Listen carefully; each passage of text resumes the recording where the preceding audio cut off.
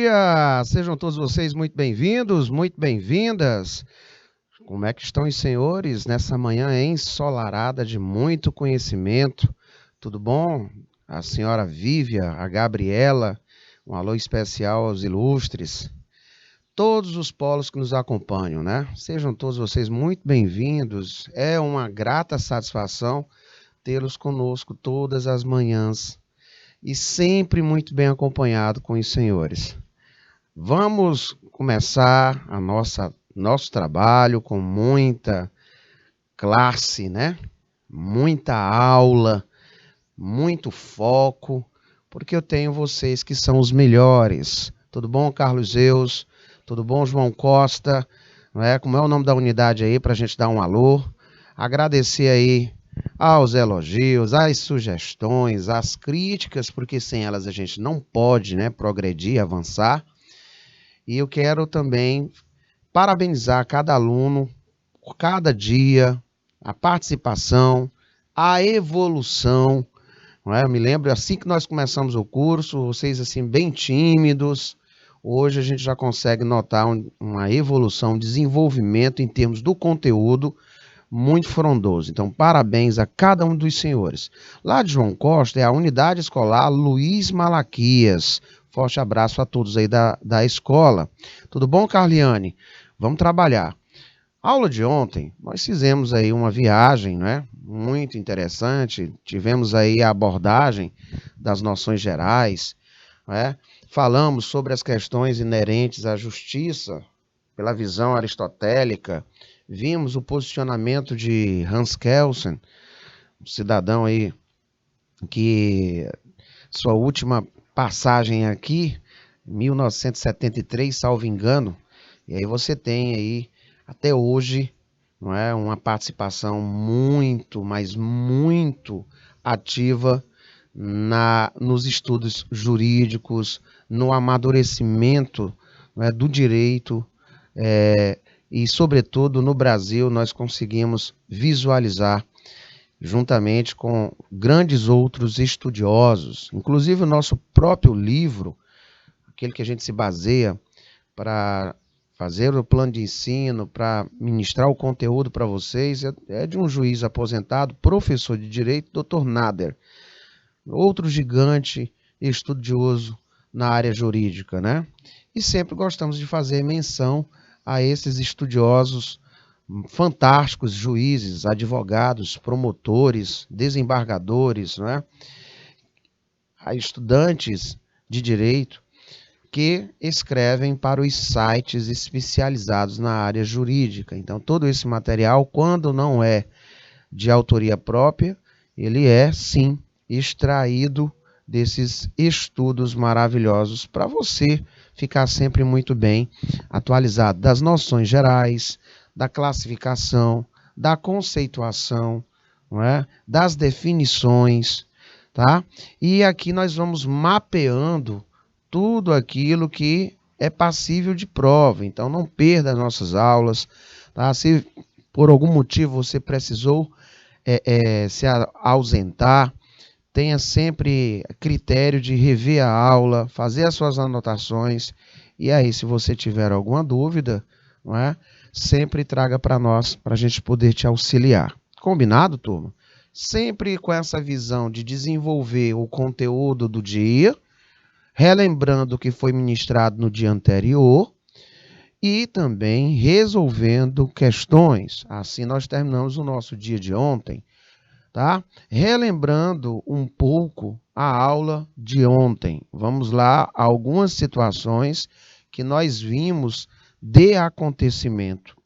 Qual a classificação de justiça para Aristóteles? Nós vimos que o Aristóteles, né, ele tinha uma visão primordial assim da questão chamada de virtude. Sempre ele vai falar de virtude, sempre ele coloca a questão da proporcionalidade, tá? Então você tem essas aplicações, né, diferentes da questão que ele se posiciona com relação a conceituação de justiça. Então, você tem aí prática das virtudes morais, você tem a justiça em sentido geral, que o cidadão, né, perante as leis. Você tem a justiça em sentido particular, que são as questões particulares da vida social. E aí entra a justiça distributiva e a justiça corretiva, tá? Olha que legal essa visão que nós temos aqui, já trazendo para vocês um pouco, não é, da resposta. Então, há em Aristóteles duas formas de justiça.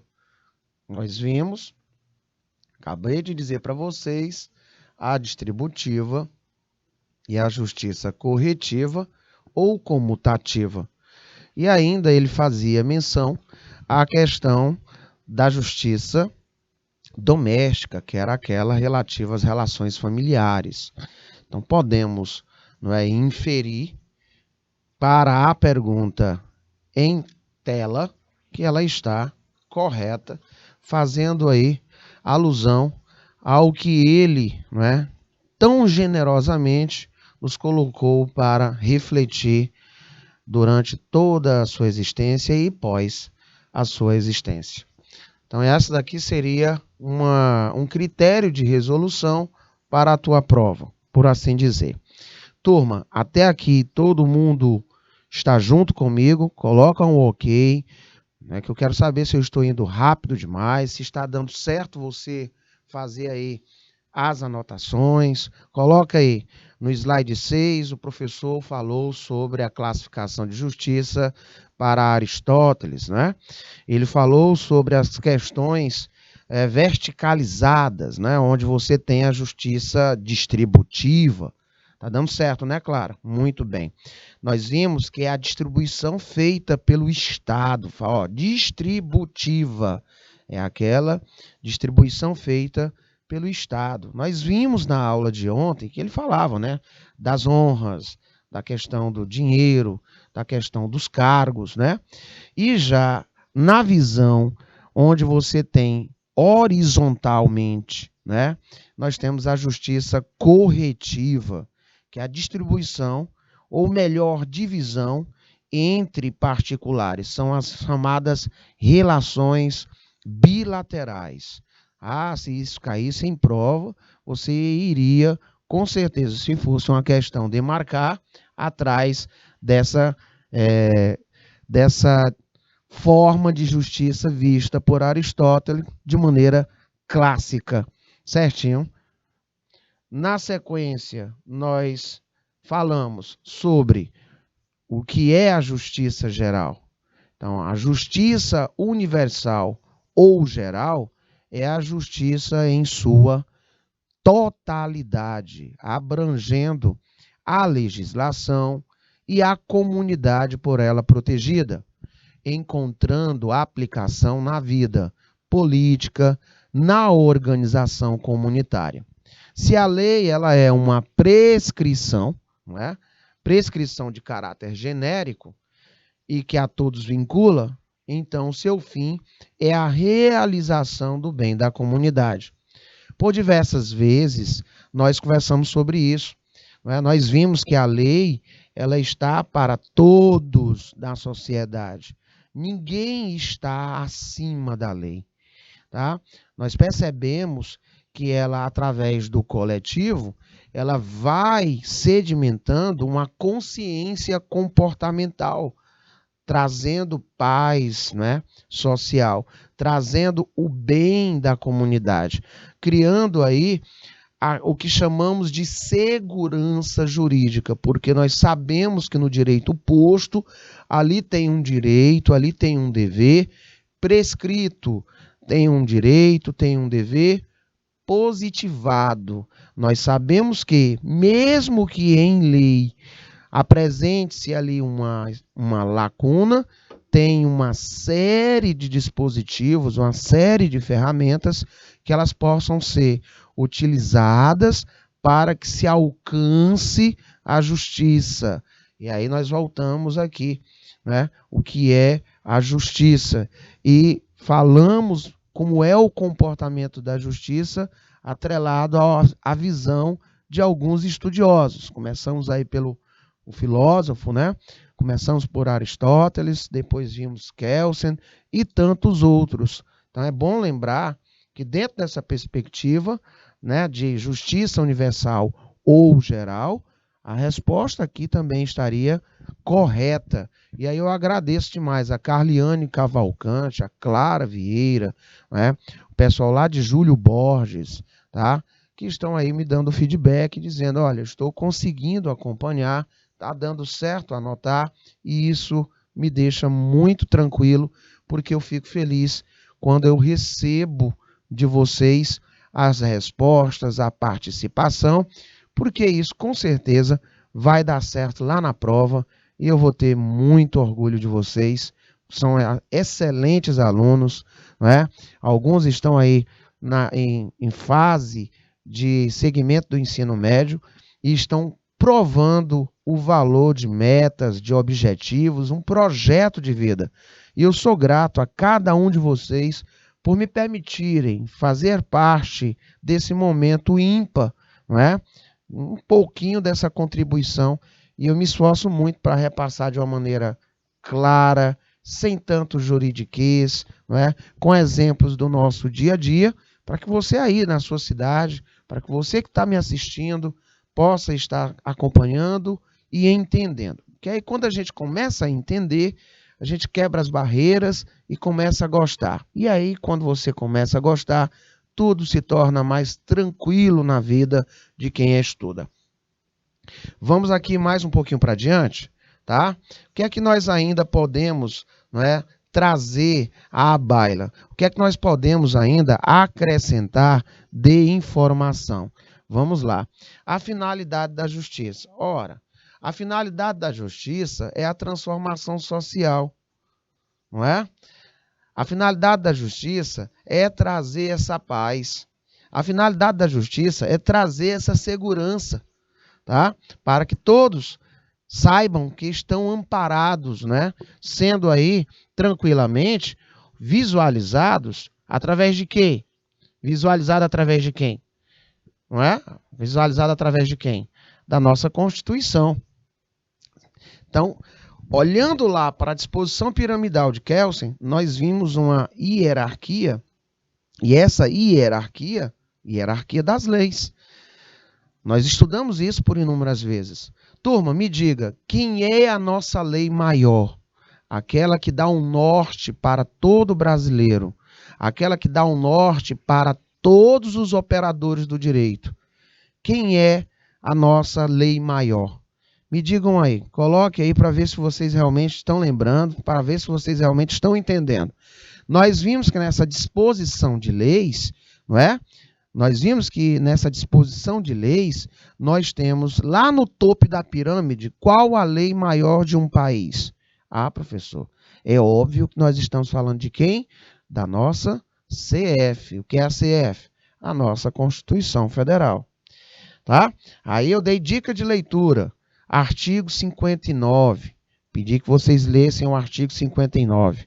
Não é? Sempre a gente dá uma dica de leitura. O artigo 59 da CF. Para vocês verem como é que é essa predisposição. Tá? E aí a Clara, ela já colocou assim, professor, essa daí, ela está assim meio estranha, ela está com um comportamento de erro. E a Clara, ela está certa, porque nós vimos que ele diz que não temos previsibilidade em nossa Constituição. Ora, tem que estar previsto, né? Ela tem previsão, sim, tá? Não só na Constituição, mas você consegue visualizar em casos, ramos específicos. Mas, com certeza, você encontra na nossa Constituição, tá bom? Então, eu posso dizer que a finalidade da justiça é a transformação social, eu posso dizer que é a construção de uma sociedade justa, expressamente verificado no artigo 3º da nossa Constituição, tá? No artigo 3º da nossa Constituição, nós temos aí essa visão, né, esse positivo, você consegue visualizar na nossa Constituição Cidadã, que, artigo 3º, constituem objetivos fundamentais da República Federativa do Brasil. Construir uma sociedade livre, justa e solidária. Garantir o desenvolvimento nacional, erradicar a pobreza e a marginalização e reduzir as desigualdades sociais e regionais. Promover o bem de todos, sem preconceitos de origem, raça, sexo, cor, idade e quaisquer outras formas de discriminação. Tá? A Clara acertou, a Carliane também, né? O pessoal lá de Júlio Borges mandando muito bem nas respostas, e eu tenho certeza que aqueles que não estão participando, porque nós temos alguns que são bem tímidos, né?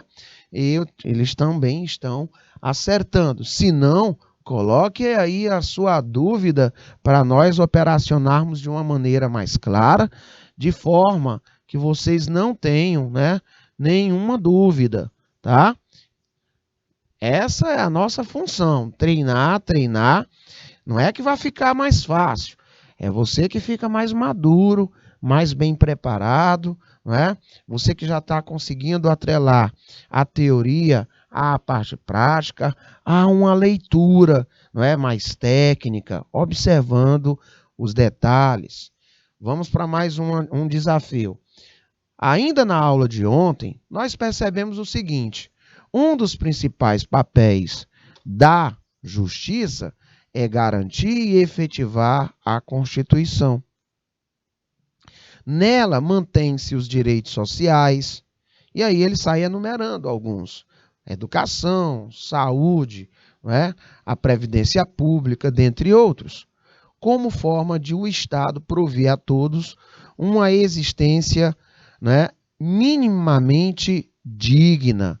Nós vimos isso, tá? Nós vimos essa composição, tá? Nós comportamos isso. Isso aí foi dito por um juiz, tá? E ele foi muito feliz quando ele fez essa assertiva. É o doutor Franklin, né? Juiz de direito, doutor Talmir Franklin de Oliveira Júnior. Ele proferiu essas palavras de uma maneira bem assertiva. Nós vimos aí, quem acertou dessa vez foi a Clara Vieira. Parabéns mais uma vez, tá? Lembrando que a função da justiça, tá, é essa, é garantir e efetivar a Constituição. Nós vamos ver em outros momentos, né, a Micaele também acertando, nós vamos ver em outros momentos a função do Poder Judiciário, tá?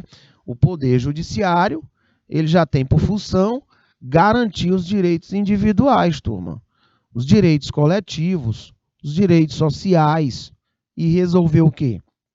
Conflito nessas relações que existam na sociedade, tá? Então ele vai resolver conflitos entre cidadãos, entre entidades, Estado, tá? E para tanto, o Poder Judiciário ele mantém uma autonomia administrativa e financeira, garantidas por quem, gente? Pela CF, tá? Professor, então eu posso dizer o que da justiça? Você pode dizer que a justiça é a particularidade do que é justo. Nós vimos isso nas palavras de grandes filósofos, tá? E essa particularidade do que é justo e correto, aí você vai lembrar: respeito à igualdade de todos os cidadãos. Bacana até aqui, gente? Professor, então eu posso dizer que quais são os tipos de justiça que nós temos sempre repetido? Ah, eu lembro. A justiça geral, a justiça distributiva, a justiça corretiva. Lembrando que nós falamos em Tomás de Aquino, onde ele assume a teoria da justiça de Aristóteles e a desenvolve em 3 espécies. Tomás de Aquino falava sobre justiça legal, distributiva e comutativa. Ô, professor, é só o que nós estamos vendo, né? Nós temos acompanhado isso. Inclusive, você vai ver no próximo slide, tá? Essa visão, tá? O que é a justiça distributiva? A distributiva, para Aristóteles, vamos ver aí. Justiça em sentido particular, para Aristóteles, está ligada à divisão dos bens numa sociedade. Olha o nome, distributiva. A justiça distributiva assim nos diz que os bens têm que ser divididos a cada um segundo os seus méritos. Então, nós falamos que Aristóteles tem aquela visão da virtude, nós falamos que Aristóteles ele pega muito na questão da proporcionalidade, tá? E nós percebemos em alguns exemplos que temos isso até os dias de hoje, encravados nas nossas vidas, tá? No posicionamento do jurídico, tá? Nesse grande arcabouço jurídico, nós conseguimos ver clara e evidentemente, não é, essas lições agregadas ao nosso dia a dia. Então eu posso dizer que a sociedade está para o direito, assim como o direito está para a sociedade. Lembra lá do iubi societas, iubi ius? Pois bem, tá? Lembra de Miguel Reale, parafraseando, né, nos seus pensamentos adquiridos através de movimentos teóricos, de pensamentos jusfilosóficos, onde ele dizia que o direito é fato social. O direito, ele é presente nas relações da coletividade, da sociedade. O direito, ele traz previsibilidade da conduta dos indivíduos. Ele traz previsibilidade e segurança, né? E aí, por tabela, nós temos segurança jurídica, harmonia, não é? Nós temos direitos e deveres tutelados, e nós temos um grande, não é? Um grande arsenal de recursos que possam ser observados de modo, vamos lá, princípios gerais do direito, né? Fontes do direito, jurisprudência, súmulas, súmula vinculante, colegiados, né? Instâncias, tudo isso para se conseguir a máxima, não é? Resolução dos imbróglios em sociedade, seja a relação qual for, atingindo a justiça. E aí recai novamente aqui. Então, o que vocês estão dizendo aí, olha, as respostas ali já da Clara, lá do Júlio Borges, né? Eles estão dizendo que justiça em sentido particular para Aristóteles está ligada à divisão dos bens na sociedade, tá? Ele costumava realmente pensar e disseminar essa linha de raciocínio, tá? Muito bem aí, assertivo da parte de vocês. Aí nós temos também, Carliane, parabéns pelo acerto, a questão inerente à justiça universal, né? A justiça universal para Aristóteles. Pode-se apenas referir que a justiça universal, ela diz respeito ao exercício de todas as virtudes. Olha lá, ele falando novamente em virtudes, né? Trata-se de se fazer o que é certo em sentido amplo, tá? Em sentido amplo, nós conseguimos visualizar essa universalidade, né? Então, professor, se eu fosse observar o que é justiça segundo este filósofo, Aristóteles, eu iria raciocinar como justiça comutativa, justiça corretiva e justiça distributiva. Eu iria lembrar o quê? Justiça comutativa é o equilíbrio na troca de bens e serviços. Justiça corretiva é equilíbrio, né, entre responsabilidade e castigo. Justiça distributiva é equilíbrio na distribuição dos recursos e das possibilidades entre todos os indivíduos. Então, quando vocês forem rever essa aula, não esqueçam de anotar, tá? A justiça em sentido universal, ela está ligada a fazer aquilo que é correto. Tá? Por isso que eu coloco sempre, ó, essa tarjinha azul, tá? Considerado todas as demais virtudes, todos os aspectos da vida, ou de uma boa vida, tá? Professor, é engraçado como se a gente for todo o tempo revendo essas questões, nós vamos sempre estar olhando, não é? O posicionamento dos grandes jurisconsultos, dos filósofos, não é? Dos sociólogos. Nós vamos estar sempre relembrando as questões inerentes à ética, moral, não é? Ao coletivo. Nós vamos estar lembrando, não é? da predisposição das leis, dos ramos do direito, tá? Isso tudo por quê?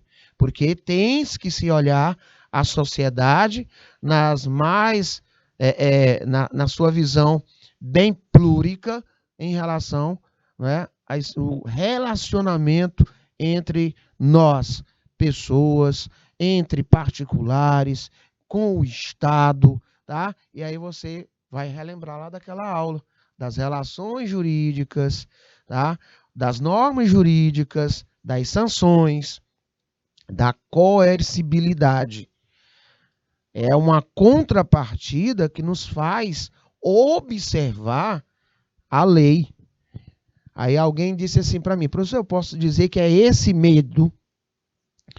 Eu digo, olha, o que você chamou de medo é a consciência de que se você não tiver esta virtude, se você não tiver esta questão ética, né, moral, de andar, como a pessoa falou, na linha, você sabe que o Estado, né, ele tem essa qualidade de dentro, na proporcionalidade do praticado, de acordo com o que cometer, ele ser, não é, punido. E a pessoa diz, é o tal do ius puniendi. Beleza. Se nós formos analisar friamente, não é? De uma maneira bem direta, essa pessoa está analisando bem. E aí ela está nos assistindo agora, não é? Ela pediu para que eu não dissesse o nome, mas é uma jovem e que tem vontade de ser delegada. Olha que legal. Então, parabéns aí, a curiosidade. E eu estou sempre à disposição dos senhores e das senhoras. Então, relações entre o direito e a moral. Vamos relembrar aqui alguns tópicos, vamos lá? Há relações necessárias entre o direito e as normas morais de uma sociedade? Primeira pergunta, né? Será que as normas jurídicas precisam ser consideradas boas pela população? É uma outra reflexão. E não existe qualquer ponto de contato entre o direito e a moral?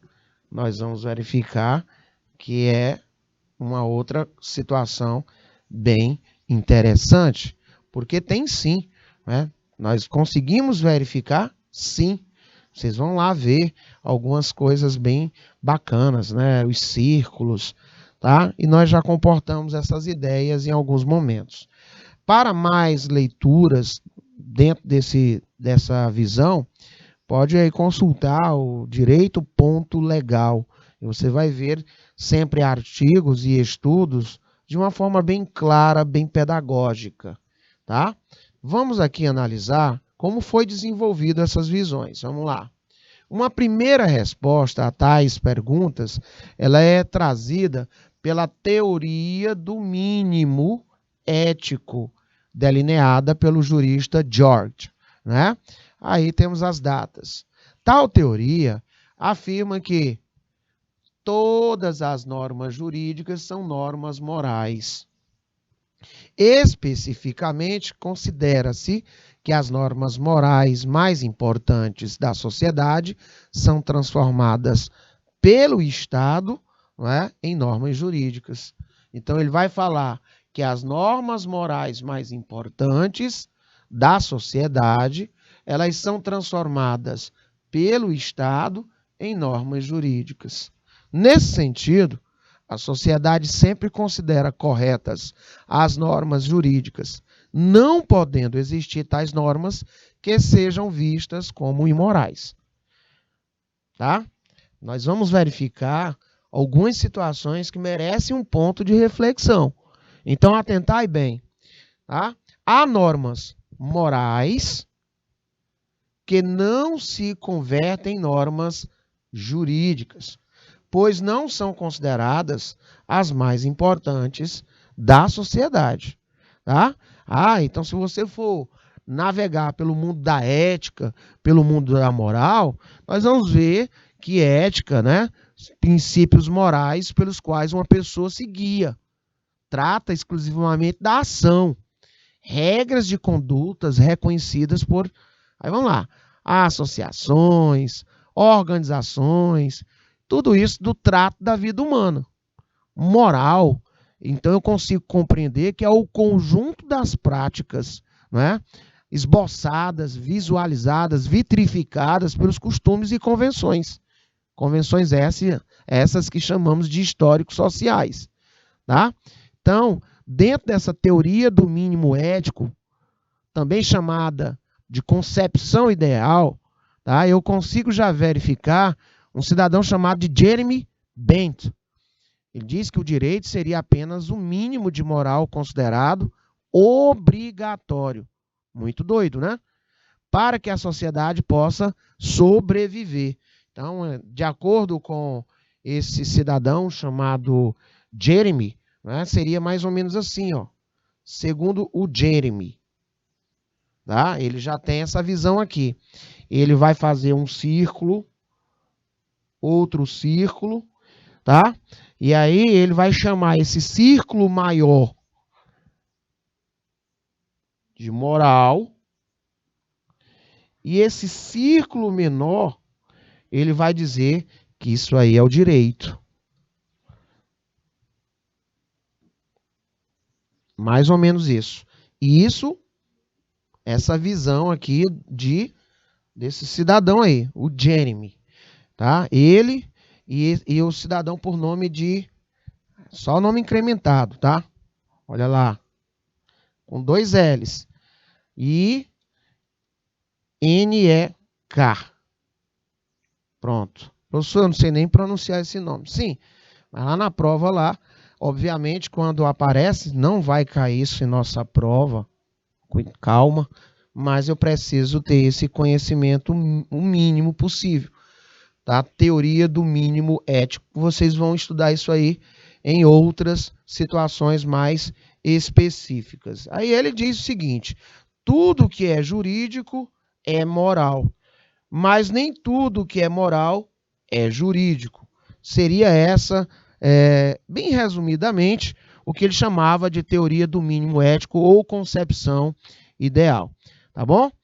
Professor, vamos nos avantajar mais e vamos verificar um exemplo. A proibição ao homicídio é uma norma moral.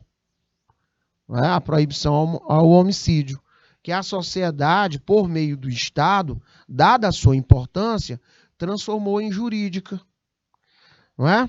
Aí nos faz relembrar alguns pontos que nós estudamos bem semanas atrás. Vocês lembram que nós falamos que nós temos um tripé de ação numa teoria chamada de teoria da tridimensionalidade, lá de Miguel Reale. Vocês lembram disso? E aí eu falei, me lembrei agora dessa dica de prova. E aí eu falei para vocês que eu preciso ter um fato, esse fato social, dada a relevância importante, a relevância, né, da sua importância para a sociedade em termos da virtude, e aí eu passo a ter uma visão acalorada na manutenção desse fato, em preservação destas virtudes, não é? Dada a importância para a comunidade, para a sociedade, que é a norma. Então, nós vimos vários exemplos assim. E aí eu usei aquele exemplo do aluguel. Eu não sei se vocês vão recordar, mas fica dada aí essa dica de prova. Voltando aqui para esse momento em específico, então nós temos, por um exemplo, a proibição ao homicídio, que é uma norma moral que a sociedade, por meio de quem? Do Estado, dada a sua importância, dada a sua relevância, transformou em jurídica. Por outro lado, senhores, existem regras de etiqueta social, como, por exemplo, uma pessoa, né, um cavalheiro, abrir a porta para uma dama, que não são transformados em jurídicas pelo Estado, porque é apenas uma norma de conduta, né, que vai falar aí sobre o posicionamento, né, mais educado, mais refinado, e aí temos tantas outras, mas que não são positivadas, não é, no meio jurídico. Certinho? Bacana? Vamos um pouquinho mais adiante. Mas nem todos concordam com a teoria do mínimo ético. Muitos afirmam que existem normas jurídicas imorais, contrárias à moral, e normas jurídicas amorais, indiferentes, né, à moral. A norma que define o valor do salário mínimo, adorei esse exemplo, inegavelmente jurídica. Entretanto, muita gente no Brasil, né, argumenta que o valor é o quê? Imoral, tendo-se em vista o baixo valor especificado. Eu super amei essa exemplificação. Outra concepção, outra visão que ele traz é que ter normas amorais são as normas de caráter meramente técnico, cujo conteúdo não pode ser avaliado nem de modo positivo, nem de modo negativo pela moral. Por exemplo, a norma jurídica que especifica que os carros devam parar na luz vermelha. Ora, por que não poderia ser uma outra cor? Não é? Então ficou aí consagrado que a luz vermelha é o meu pare total. Tá? Por que a cor vermelha ela significa parar? É uma convenção, né? Então, essa escolha, ela não envolve questões morais, mas uma mera convenção técnica, tá? Ah, professor, tem resposta para isso, mas aqui nós estamos olhando nas questões inerentes dessas relações, né, que existem e coexistem entre o direito, a moral e a perfeita sintonia do que seria, por exemplo, a própria ética, senhores. Tá?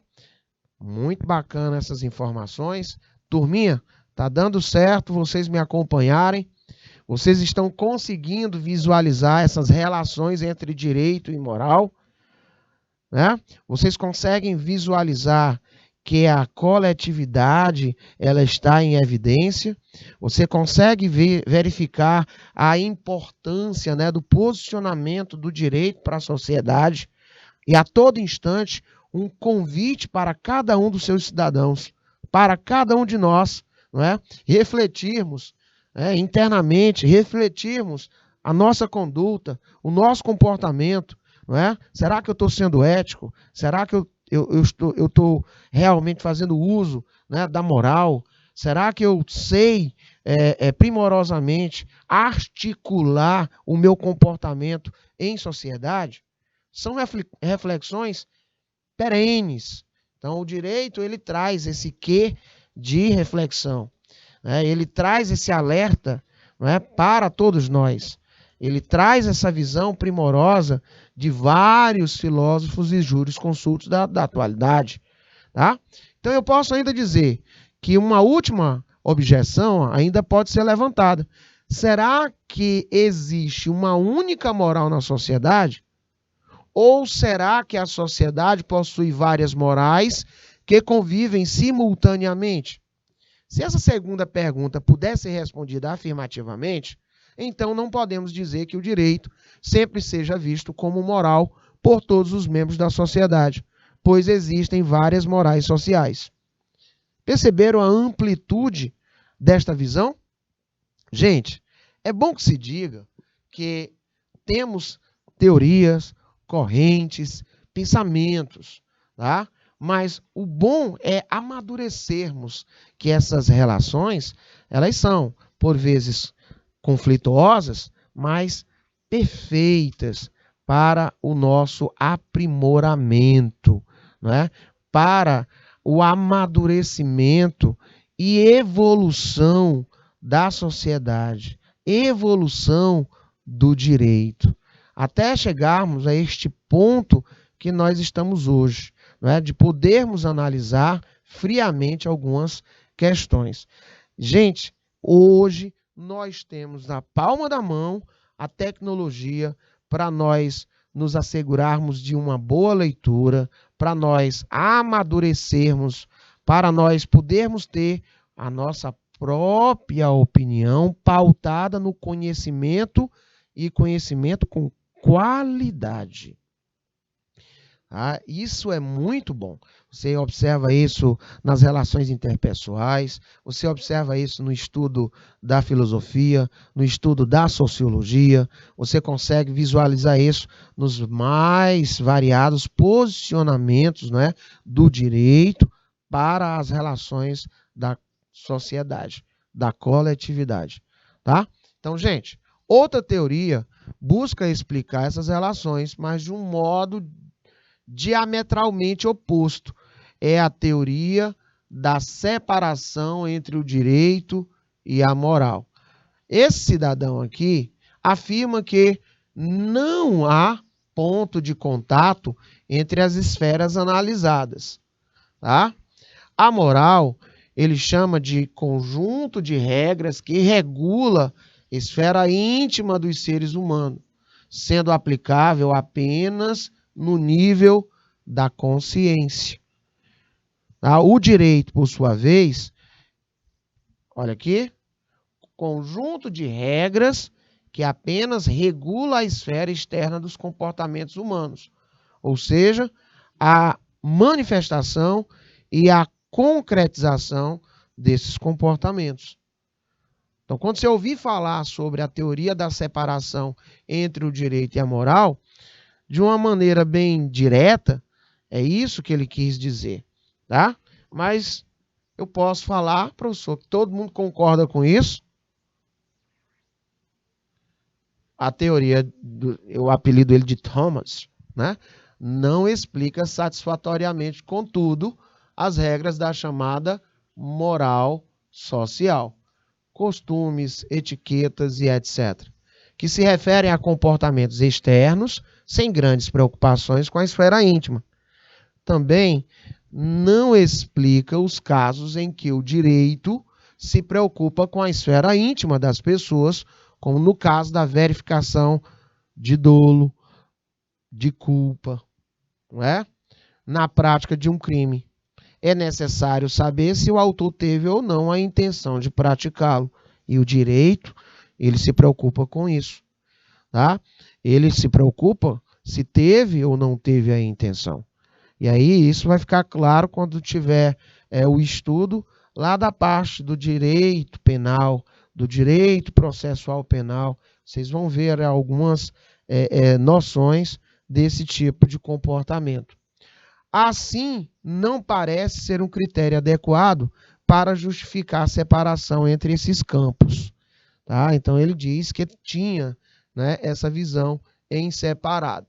Ainda afirmando a separação entre direito e moral, chega ele, né? Hans Kelsen. Tá? 1881 a 1973. Sua visão, contudo, difere de Thomas, né? Para Kelsen, não há qualquer diferença essencial entre as esferas. As regras morais são, em tudo, idênticas às normas jurídicas, salvo por um aspecto, por assim dizer, externo.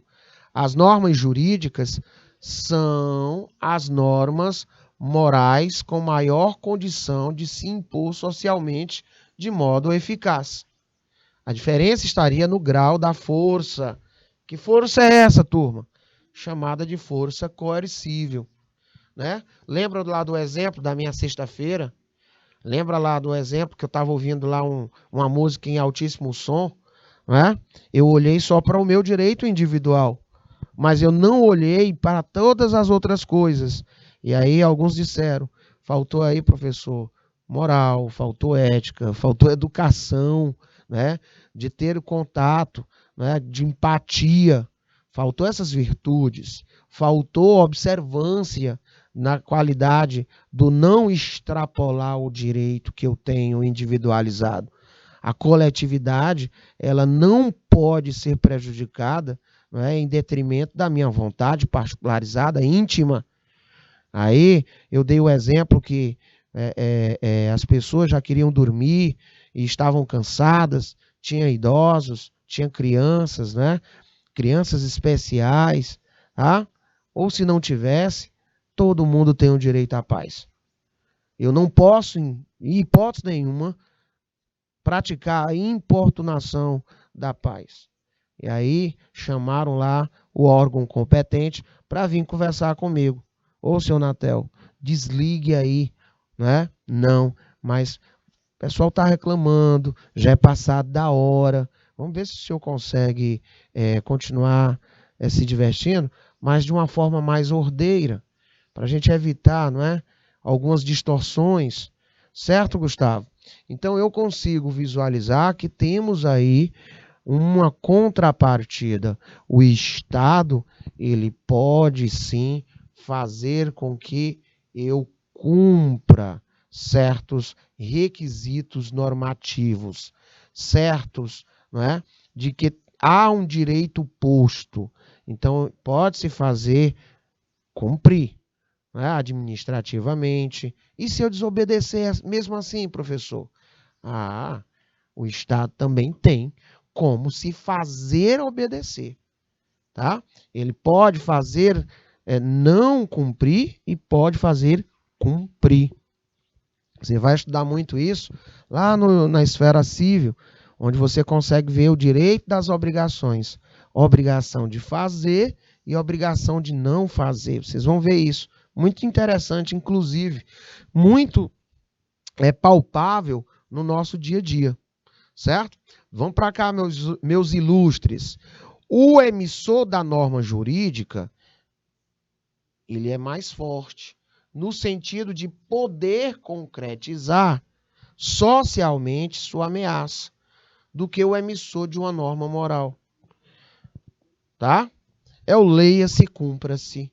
Quando você ouve um juiz se manifestar, não tem esse negócio de, eu vou pensar se eu vou cumprir ou não. Não tem isso. Depois que se dar ali, né, tá sentenciado, tá? Tchau, nenê. Então, o Estado, ele pode sim se fazer entender, né, por essas vias. Tá, gente? Lembrando aí que eu falei ontem sobre a questão, né, do ius puniendi, da autotutela, tá? Então, cuidado com esses pontos. Vamos ver aqui mais um detalhe. Além disso, senhor, ele adota o princípio da relatividade da moral, admitindo que toda sociedade possui mais de um conjunto de regras morais que podem julgar o direito de modo diverso. Um grupo social que adota sua moral própria pode considerar uma regra jurídica justa. Outro grupo da mesma sociedade, mas adotando outra moral, pode reputar tal regra jurídica injusta. Perceberam? É uma questão de visão, tá? Ainda assim, a visão de Kelsey afasta o direito à pretensão de estar preso necessariamente a um conteúdo superior ou distinto dele. Revela com enorme precisão que o direito moderno pode servir a diversas moralidades ao mesmo tempo, sem, contudo, ser reduzido a qualquer delas. Enquanto a força que impõe o direito, no caso o Estado, for socialmente mais eficaz do que outras, suas regras deverão ser cumpridas independentemente, gente, das avaliações morais que possam receber, tá? Então essa parte aqui é muito bacana para nós refletirmos quando nós estávamos estudando o que é lei, o que é norma, o que é sanção. E aí, na ocasião, os senhores disseram que a lei está para todos. Inclusive, no início da nossa aula, eu repliquei essa fala. É daqui onde vem esta visão. Tá? Quando se tem a lei ela não está ali, olha, vai ser uma lei só para essa pessoa. Não, ela está para toda a sociedade. E ali nós já temos a publicidade de que eu não posso ultrapassar aquelas limítrofes, né, que são tuteladas e positivadas. Porque senão eu vou sim ter a manutenção mediante a proporcionalidade daquilo que eu cometer. Aí na ocasião eu dei exemplos, por um exemplo, vamos lá, do Lulu, né? Falei de um cachorrinho fictício.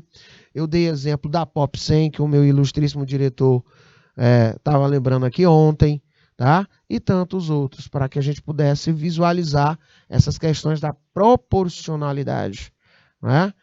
Eu não posso ter desproporcional a avaliação daquilo que eu individualmente pratiquei. Aí na ocasião eu falei para vocês o porquê que, por um exemplo, quando uma quadrilha, né, um grupo de pessoas ali se organizam para cometer crimes, né, os ilícitos, quando elas são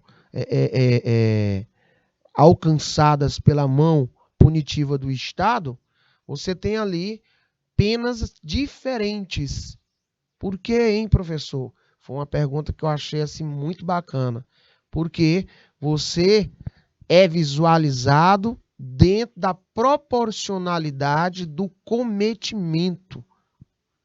Aí eu falei na ocasião para essa pessoa, para esse aluno, que, por um exemplo, se nós observarmos que eu penso muita besteira durante o dia, aí a pessoa perguntou, professor, isso é crime? Eu digo, não, mas se você começar a fazer os atos, né? Os atos, começar a agir para a prática desses pensamentos que nós apelidamos de pensamentos louquinhos, né? Aquele pensamento que o satangoso fica ali, ó, furta a bolsa, olha, pega aquele celular. Se você apenas pensou, mas não praticou, é óbvio que não tem como eu, não é, dizer, olha, você vai ser aqui penalizado porque você pensou isso. Então, a cogitação, o simples cogitar, não tem como ser, gente, dimensurado. Agora, se eu cogitei e vou colocar esses atos para serem praticados, vou agilizá-los, aí não. Certinho, ilustres? Tá dando certo vocês acompanharem? Nós estamos já terminando aí já nosso primeiro momento de aula. É isso, meu diretor? Pouco mais de 2 minutos, né? Então vamos aqui um pouquinho, temos muitas questões para ainda tratarmos. Bom, dentro dessa visão, senhores e senhoras, alguns autores, porém, perplexos ante a revelação kelseniana, refutam a possibilidade de relativismo moral e de o direito, né, não possuir qualquer ponto de contato com a moral. Aí surgiu o que é chamado de teoria dos círculos secantes, elaborada por Claude, né, Pasquier, afirma simplesmente que o conjunto das normas morais é parcialmente coincidente com o conjunto das normas jurídicas, que é aquela representação matemática de uma ponta do círculo entrelaçar na outra, tá?